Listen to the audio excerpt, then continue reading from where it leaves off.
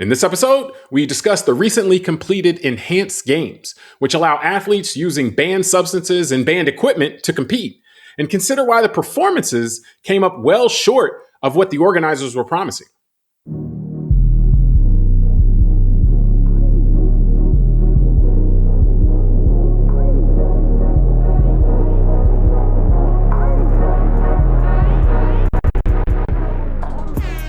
Hello, welcome to Call Like I See It podcast.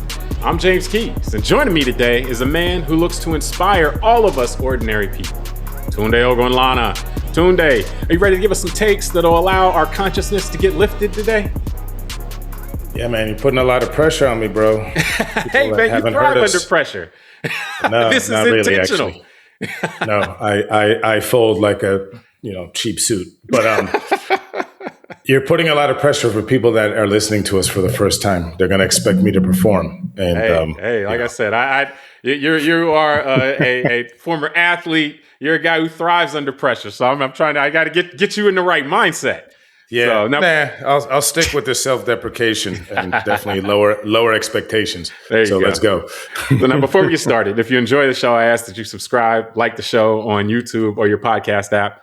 Doing so really helps the show out. We're recording on June 9th, 2026. And Tunde, a few weeks ago, we saw the inaugural Enhanced Games take place in Las Vegas. Now, there are a lot of competitions that are taking place all over the world, all over the time, all the time. But these games were different. They involved sprinting, swimming, weightlifting. What that didn't make them different. But what made it different is that competitors were not only allowed to take banned performance-enhancing drugs or use banned equipment, like specialized swimsuits and stuff, but it was cool. It was encouraged, so to speak.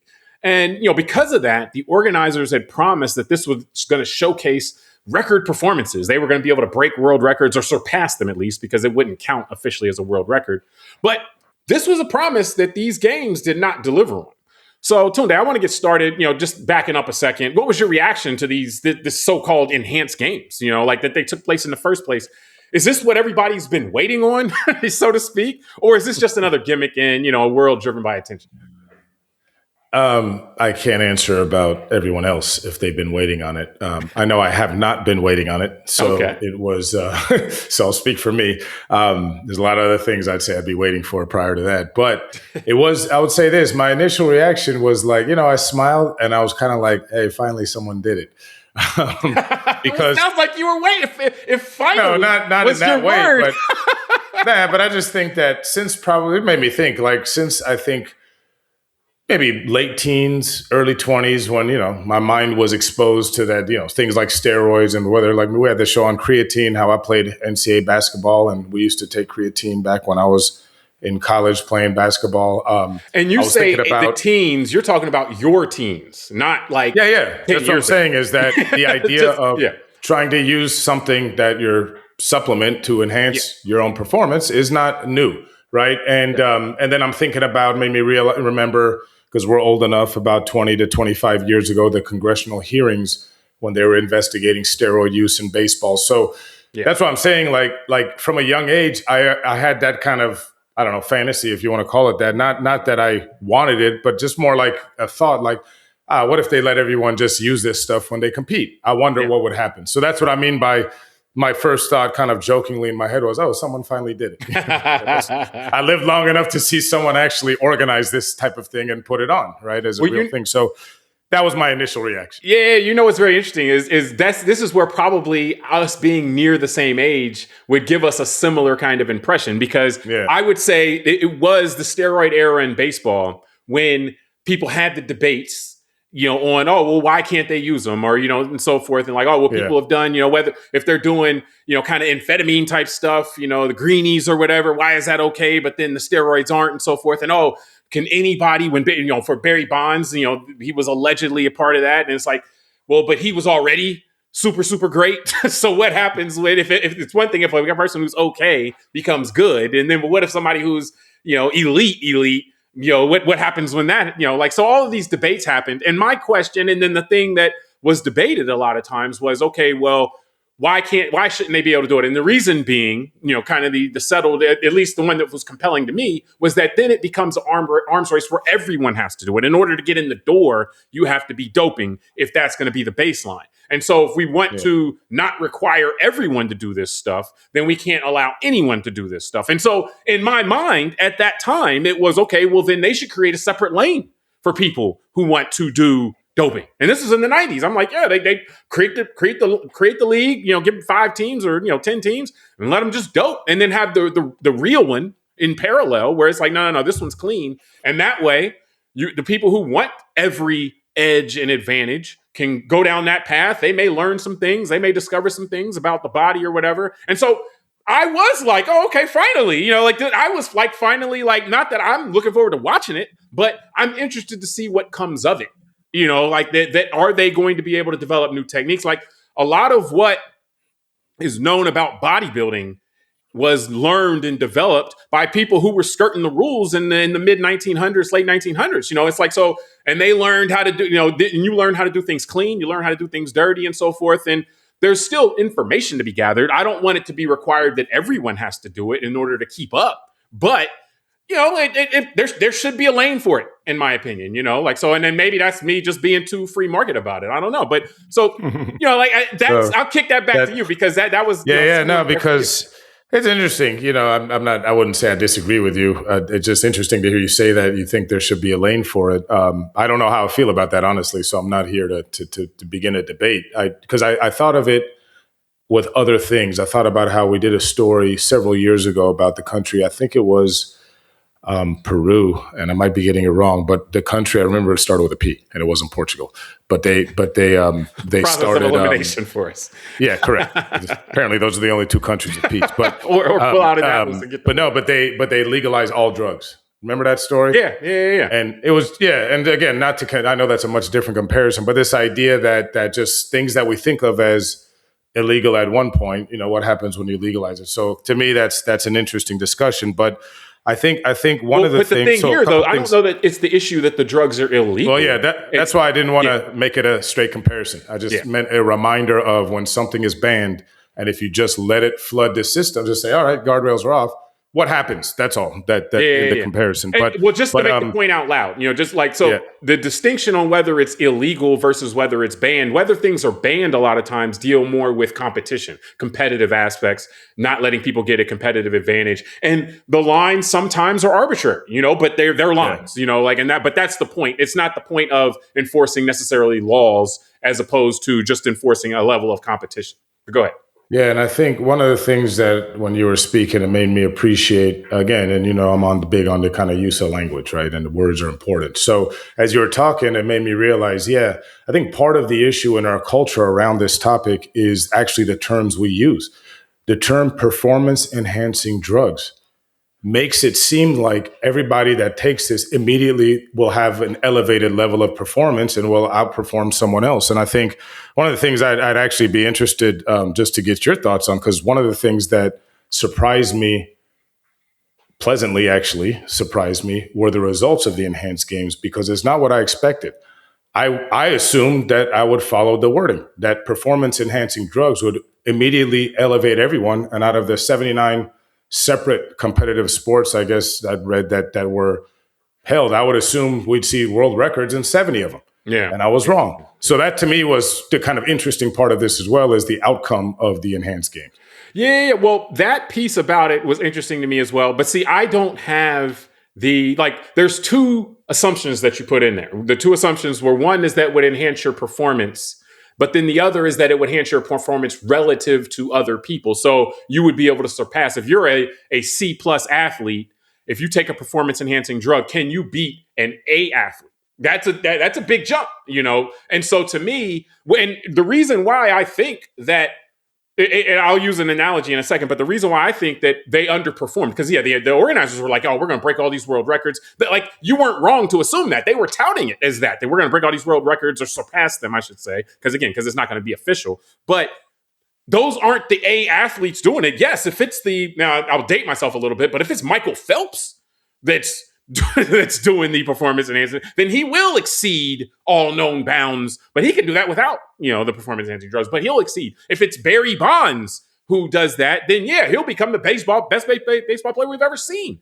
But if it's a mid-tier guy, he may just become an all-star. He's not going to immediately then become better than Barry Bonds, And so it's the level of athlete that you're getting there, where you're getting, instead of, we got a bunch of, and I'm not saying this to put anybody down. I mean, these are still elite athletes, but relative to the elite, you got a bunch of C athletes, and we got the performance enhancing drugs got them to a B, but they're still not beating the people that are the true, elite of the best, because they're not getting to the A's. Where you get where the issue becomes more muddled is when you have the A athletes feeling like they have to, when the B plus athletes start doing it, and then they start catching up to the A's, and the A's are like, well, hey, I got to do it. Like, I've always been better than this dude.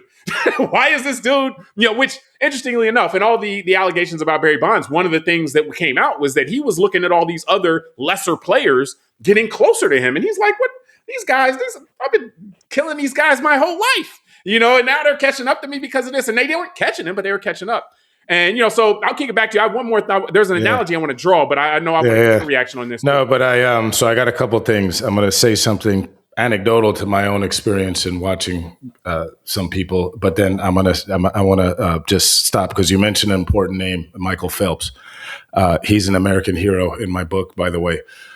Because not only is he probably the greatest swimmer of all time, which I think is just cool, and I'm not a big into swimming guy, but I think that's a cool accomplishment, and I want to give him his credit. But do you remember he was one of the first casualties of social media and a video that being released?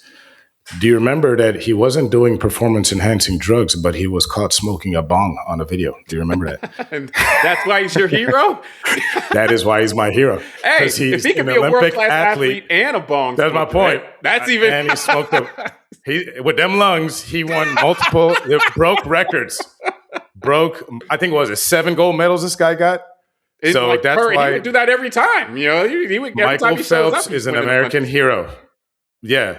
So, and I still never smoked weed and gone to work, but he has at least given me the confidence that I'm not a loser for smoking weed. So that is why he's an American hero, and I will continue with the discussion. So what I was going to say anecdotally is, it's interesting, man, because I remember having, so I have some friends of mine that are just, former NFL players, or they played in high-level college football. And we used to get into these kind of conversations when we were younger about, does this stuff make you better if you juice and all that? And it was interesting because I would always share with guys that in basketball, that was never a conversation in terms of, I would say, traditional steroid use. I know that today in 2026, there are, plasma therapies and certain things that basketball. There's things you can do to enhance recovery, which would be banned, that would help any athlete if you're helping recover, because everybody has to recover. But go ahead. Exactly. So that's why I want to differentiate it between the stuff like that we consider with Barry Bonds and Jose Canseco back in the day of the traditional, like actual human growth hormone and things that just make you stronger. And so I remember back then, though, even without all of the knowledge we have now and watching the enhanced games and some of the stuff I know we'll continue to talk about, I remember telling guys, hey, look, I think the reason why we don't see it in basketball is not the type of sport that strength alone really is a big difference. Taking steroids won't help you dribble better or shoot the ball better and all that. And it's just, so I think it was something that wouldn't make someone just naturally better in that way as quickly as maybe in other sports. And the other thing, I'll say this as a joke, James. Well, but the enhanced games was weightlifting and sprinting. Those are things that... No, I know. That's why I got my comments about that for later. I was just telling my own kind of what I thought as a young person, and then what I read as to some of the reasons why some of the records weren't broken and all that in terms of just because you take performance enhancing things doesn't mean you have better form or better technique or things like that. But I do remember, man, one experience I had personally was going to watch spring training in Arizona in, I think, 2003. And it was when Barry Bonds was still playing. Sorry, not Barry Bonds. I apologize. It was Sammy Sosa. He was still playing for the Chicago Cubs. And I'll never forget, I went to watch him in batting practice. And again, this is just anecdotal. I didn't sit there with a friggin' medical chart or anything. Man, I must tell you something. When you see the guy hitting from a batting cage, and I saw other guys on his team hit too, so it wasn't just him. He hit the ball so far. I remember saying to myself, that's not a natural way for a human to hit a ball. I mean, it was like watching Tiger Woods or Phil Mickelson hit a driver off a tee box. Like that thing went so far, it almost went into orbit. And so I just remember how much more power it appeared he had than his teammates. And there was something about it at the time that I just felt like that seems like an unnatural amount of extra force that he's able to hit a ball with than everyone else. That's that's very subjective, though. He also had more power than them as a baseline. I prefaced with saying it's anecdotal. So that's why not to get into a debate about it, but it's just a personal experience. The misconception, though, from that time is that the guys, the juicing guys, actually had to outwork everybody too. That's kind of the thing. Like the juicing, you don't just juice and then sit back and chill, and then you just puff up. Like it allows you to work out more and allows you to work out harder. It allows you to do all the normal things. You'll get more benefit from those workouts and so forth. So that again, he had a power already, and then he went off the charts once he, allegedly does this or does that. The thing for me, though, and this goes back kind of to the point of why aren't records being surpassed? What it reminded me of actually is we look at like the golden age of boxing with the heavyweights as a pastime. Like we're going back 50 years and so forth, the Alis and the Foremans and all those guys, Frazier's, and we look at those guys and we're like, yeah, there aren't heavyweights, generally speaking, now that we see as being better than them. Whereas in every other sport, every other boxing division, it's like, the people now are, generally speaking, sprinters are the easiest way to look at it. like progress athletes, we keep getting better. But again, it's a selection for the athletes, though. Like in the best, 6'3", 240-pound people at that time, a lot of them would box. But now the best 6'3", 240-pound athletes don't necessarily go into boxing at a young age and so forth. They're playing football, stuff like that, or they're doing something else where the spoils, the rewards are greater than they are in boxing at a median level and so forth. So again, that goes back to the selection of who is doing this stuff, because one of the other notable things here is that a couple of high-level clean athletes won at the enhanced games, and again, they're looking like, I've been beating that dude since we were in high school. I don't care if he's juicing, I can still beat him, type of thing, because again, you can only make up so much ground. If you are a C athlete, you're not going to become an A+, no matter what you do, at least as far as current technology. So before we wrap, man, any more thoughts, on this and just kind of the kind of issues surrounding it? Yeah, I mean, there's a few. I mean, we won't have time to get through all of them, but I think you're right. That's why I said that I was pleasantly surprised with the outcome of the enhanced games, because I was glad to see that there weren't a whole bunch of records broken and things like that. It just tells us, and again, we don't have enough time, but tells us that there's a lot more complexity to this. And then the other thing I wanted to mention, it's made me feel like also the competitive areas in the mental space. Because remember, we could compare things like Adderall and certain ways that people try and enhance their mental ability versus others. That's a good point. And the idea that just like the enhanced games, maybe sometimes the outcome of people doing this just to seek they want an outcome of one thing, but it actually may not be better than just focusing naturally and teaching yourself how to just get your mind to a place where you want it to be versus taking this artificial stuff. So, I know we don't have time to get into. Said differently, no, that's a real good point, because more said differently, it'd be like putting more effort towards learning how to focus your mind, learning how to block things out, like actually, and then being able to do that kind of stuff on call, on demand. Like you can, in the same way that a person who meditates can get better at meditating over time, a person who learns to focus their attention, naturally or whatever, but just learns techniques. Like you used the word technique before, learns better technique. Actually, you may be able to either beat, or at least match the type of something you might get, because the chemical stuff also builds kind of a reliance to where if you don't have it, then you're like, oh my God, I'm stuck, I'm screwed, I don't have my crutch, so to speak. So it is more complicated. I think we end in a good place with that when you bring up that it's just more complicated than that. And also again, just that there's only so many levels you can rise with that type of stuff. But to your point, you may be able to rise to higher levels if you get better technique, if you learn how to use what you have a little bit better. So we're going to wrap this part up right now. We'll have a second part with today's discussion coming up soon. We appreciate everybody for joining us on this episode. I'm James Keys. I'm Tunde Egunlana. All right, we'll talk to you soon.